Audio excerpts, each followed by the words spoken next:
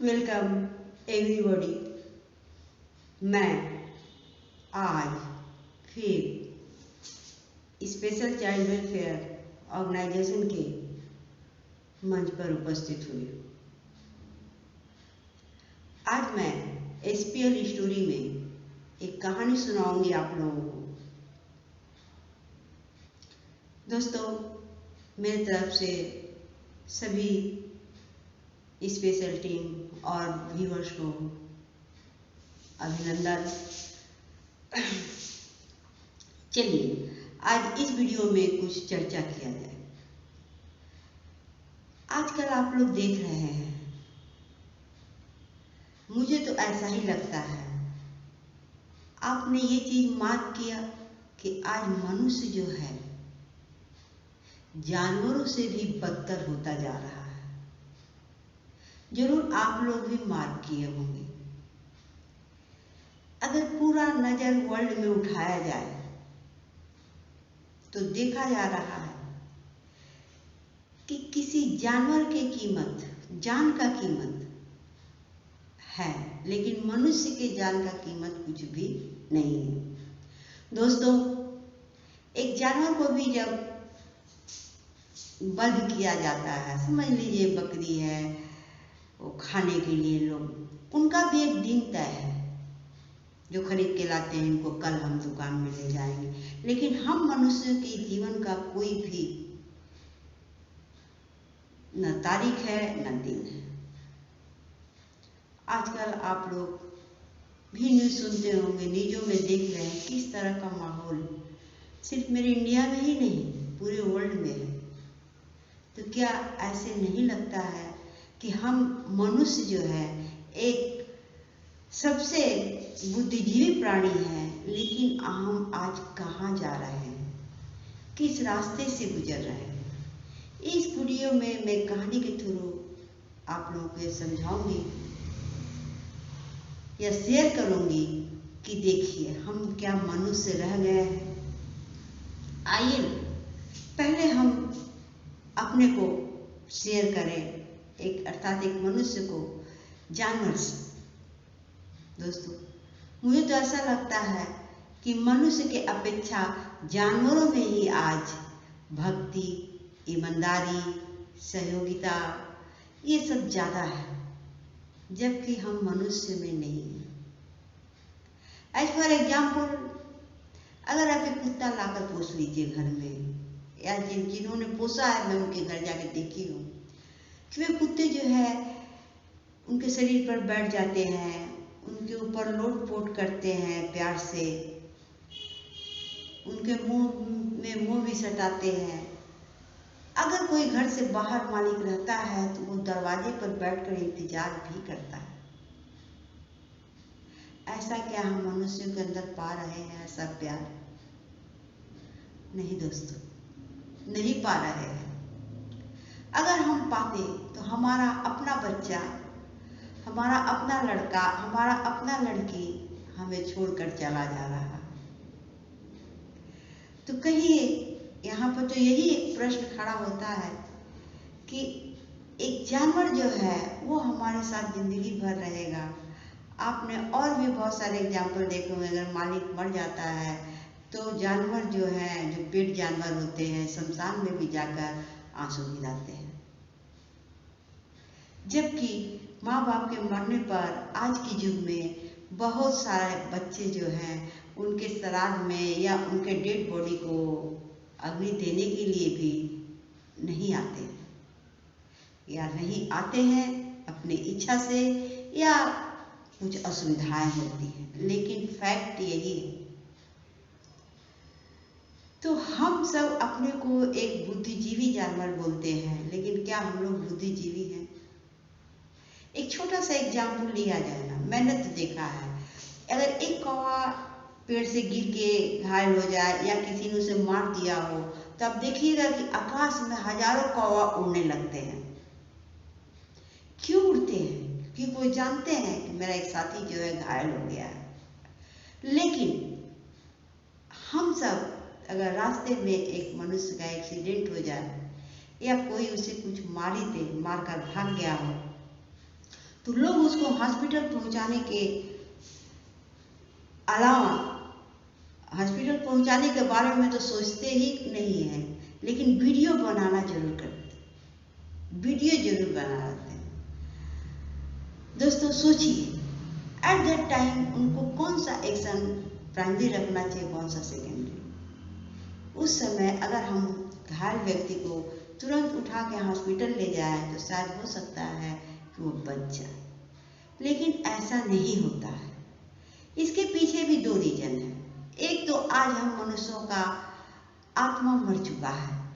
आज हम सिर्फ अपने बारे में सोचते हैं, अपने परिवार के बारे में सोचते हैं, लेकिन बहुत सा ऐसा भी परिवार दिखाई पड़ता है जिसके बारे में लोग अपने परिवार के बारे में भी नहीं सोचते।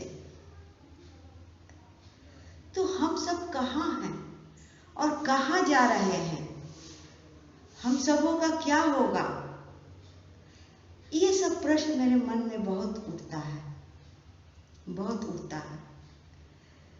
एक दूसरा एग्जाम्पल लीजिए ना, चींटी का। मैं बचपन में बहुत देखा करती थी, पढ़ते पढ़ते चींटियों का लाइन। अब चींटियों को देखे, आप लोग भी देखे होंगे कि चींटियों का अगर एक रो नॉर्थ से साउथ, एक नॉर्थ से आ रही है, एक साउथ से आ रही है, तो दोनों पहले अपना मुंह से मुंह मिलाते हैं, इसके बाद जो लोग क्रॉस होकर अपना जाती है। ये चीज हम लोगों को क्या सिखाता है?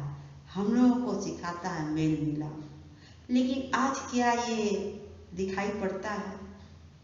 गांव में तो कुछ लोग एक दूसरे से बात भी कर लेते हैं, लेकिन शहरों में तो ये भी नहीं है।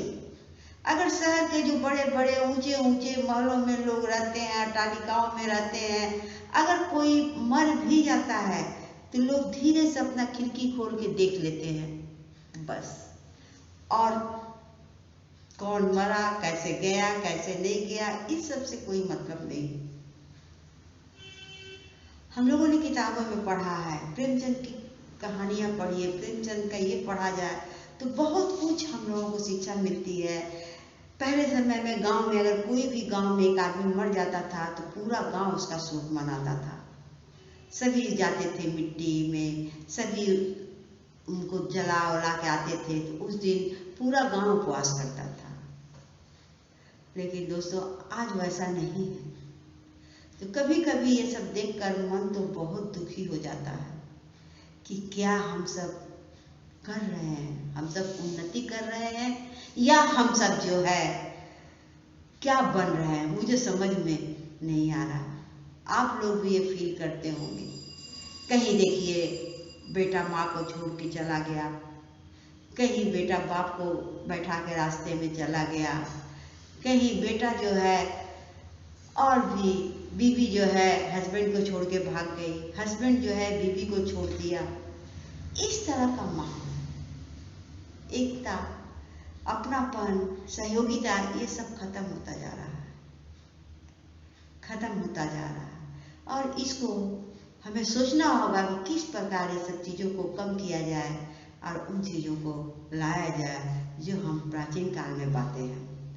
आज इसी पे, इन्हीं चीज़ों को समझाने के लिए या समझने के लिए मैं एक स्टोरी लाई हूँ जो एकदम जीवंत स्टोरी है, न किसी किताब का है और न किसी पुस्तक का है।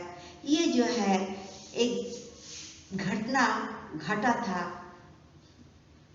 जिसे मैं खुद देखी हूँ और खुद अनुभव भी की हूँ। आज वही मैं आप लोगों के साथ शेयर करती हूँ कि क्या मनुष्य हैं, कैसे मनुष्य। भाइयों बहनों, एक बार पहले, बहुत साल पहले का, 20-25 साल पहले का बात मैं बता रही हूँ कि एक औरत जो है भीख मांगने आती थी अपनी एक बेटी को लेकर। बेटी का एज नियर अबाउट 16-18 होगा, लेकिन वो दोनों आँख की अंधी थी, लड़की दोनों आँख की अंधी थी। माँ बेचारी पकड़ के लाती थी तो हमारे घर पर भी आती थी, हम लोग भी जो देते थे। पूछने पर माँ बताती थी कि इसको लेकर आते हैं तो कुछ मिल भी जाता है। तो ये अंधी कैसे हुई? तो ये जन्म की अंधी है। अफसोस के सिवा और हम लोग कर भी क्या सकते थे, जो बनता था उसको देते थे। वो अपना घर घर घर जो है भीख मांगती थी। इसी तरह से जब भी हमारे मोहल्ले में आती थी तो हमारा घर उसके लिए परमानेंट बन गया था। हम लोग जो भी सकते थे उसको देते थे।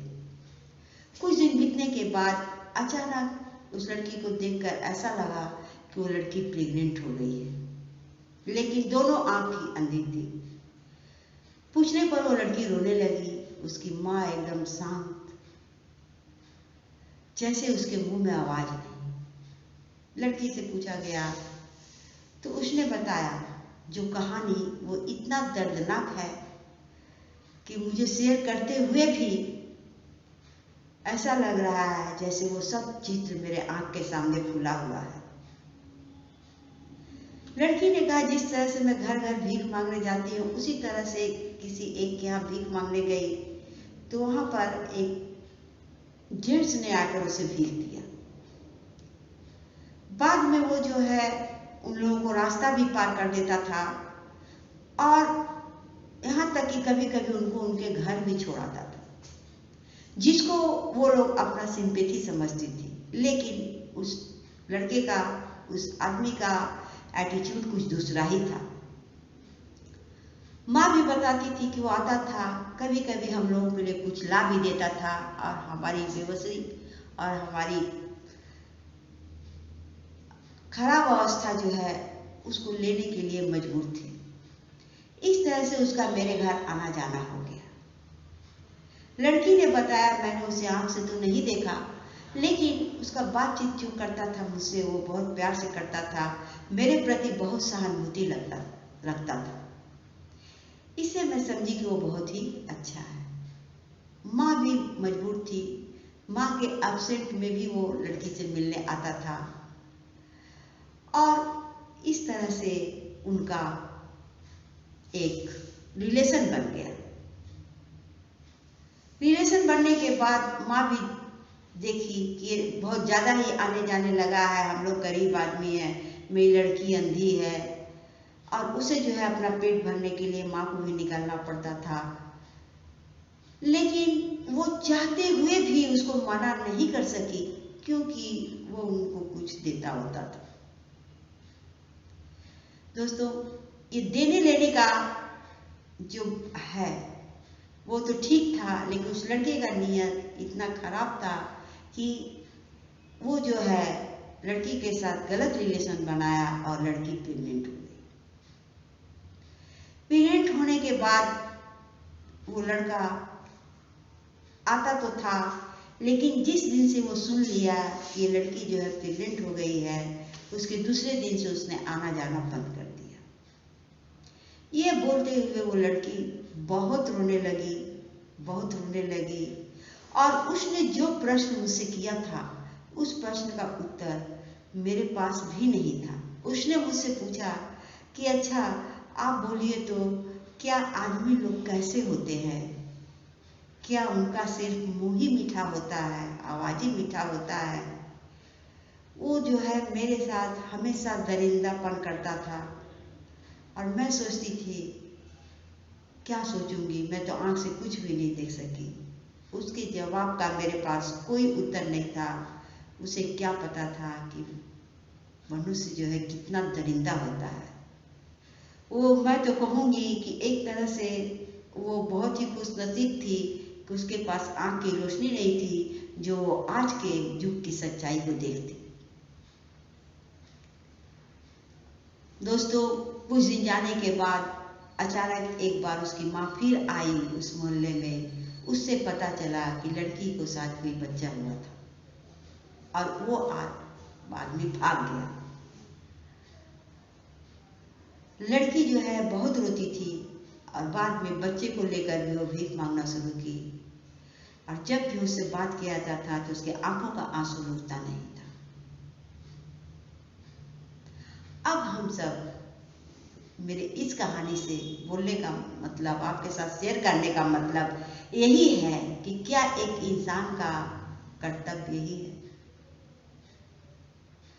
या औरत जो है सिर्फ इसीलिए बनी है? औरत का और कुछ भी नहीं है। एक पुरुष जो है एक अंधी लड़की के शरीर के साथ टच कर सकता है तो क्या उसका परवरिश नहीं कर सकता? क्या उसको अपना बीवी बनाकर अच्छा लाइफ नहीं दे सकता? नहीं दे। यहाँ अच्छे अच्छे लड़कियों का तो लोग साथ देते ही नहीं है। वो बेचारी तो शरीर से या आंख से अपंग थी, तो उसका साथ देने वाला कौन ऐसा होगा? ना हमारे इंडिया में अब विद्यासागर के जैसा कोई पैदा होगा। आप लोग विद्यासागर का तो कहानी जानते ही होंगे कि विद्यासागर ने विधवा विवाह के लिए बहुत कुछ किया, विधवा विवाह शुरू करने के लिए, और उन्होंने सबसे पहले अपने बेटे का शादी एक विधवा से किया। तो ऐसा थिंकिंग वाला पुरुष, ऐसा थिंकिंग वाला लोग भी हमारे देश में हुए, लेकिन आज हम क्या कर पाते हैं? ये सब नहीं कर पाते हैं। आज हम सब नहीं कर पाते हैं और ना हम कर पाएंगे। इसीलिए मैं हर औरतों से यही कहूंगी कि देखिए, आप लोग सभी, हम लोगों के उद्धार का एक ही रास्ता है, विद्या, एजुकेशन, जिससे हमारे अंदर भी बुद्धि आती है। और कुछ अगर नहीं आएगा तो हम अपने को सेव करने के लिए जरूर कुछ सजग हो जाएंगे। हम अपने को सेव कर सकते हैं। हम अपनी विद्या पर शिक्षा जो है हमारा चतुर्दिक विकास करता है, तो हम कुछ एक्टिव हो जाएंगे, कुछ करने के लिए सोचेंगे। और नहीं तो हम औरतों का लाइफ जुगों जुगों से वही बना है, और ऐसा ही हम सब किसी न किसी औरत के साथ इसी तरह का दुर्घटना आज के युग में होगा। मैं सभी से कह रही हूँ, मैं भाइयों से, बहनों से, सभी से कह रही हूँ कि हमें जो है, हमारा सोच इतना बदल चुका है, हमें जो है परिवर्तन लाने के लिए जरूर कुछ ऐसा करना होगा जिससे ये सब चीज़ें फिर से हर मनुष्य के अंदर आ जाए। इस तरह का मारपीट, इस तरह का चीज़ें आप देख रहे हैं आजकल कितना बढ़ गया है। इस लड़की की कहानी से हम औरतों को बहुत शिक्षा लेना चाहिए कि अगर हम पढ़े लिखे होंगे, अगर हम सतर्क होंगे, अगर हम चालाक होंगे, अगर हम अपने पैरों पर खड़े रहेंगे, तो हम अपना ही नहीं अपने परिवार का भी रक्षा कर सकते हैं। अपना तो हम करेंगे ही, अपने परिवार की भी रक्षा कर सकते हैं। तो आइए हम सभी मिलकर एक दूसरे से परिचय बढ़ाएं, एक दूसरे के साथ अपना भावना, अपनी बुद्धि विचार को आदान प्रदान करें, जिससे हमारा भी एक टीम बन जाए। और ऐसा टीम बनाने का सबसे अच्छा जगह है हमारा SPL, चाइल्ड वेलफेयर ऑर्गेनाइजेशन। कम से कम हम मोबाइल के ऊपर वीडियो में एक दूसरे से मिल ही सकते हैं। सभी का फ़ोन नंबर वीडियो में जो है दिखाया जाता है, तो एक दूसरे से फ़ोन करके हम मिल सकते हैं। हो सकता है कि हमारा ही टीम जो है दुनिया में कुछ परिवर्तन करने के लिए कुछ नया कर सके। आशा करती हूँ कि आपको मेरा ये वीडियो अच्छा लगा होगा। अगर अच्छा लगा होगा तो प्लीज़ कमेंट करिएगा, शेयर करिएगा और शेयर करिएगा, जिससे हमारा भी व्यूज बढ़े और हम भी कम से कम SP सर के एग्जामिनेशन में पास हो जाए। फिर मैं मिलूँगी अपने नेक्स्ट वीडियो में। सभी को मेरा धन्यवाद वीडियो देखने के लिए। बाय, नमस्ते।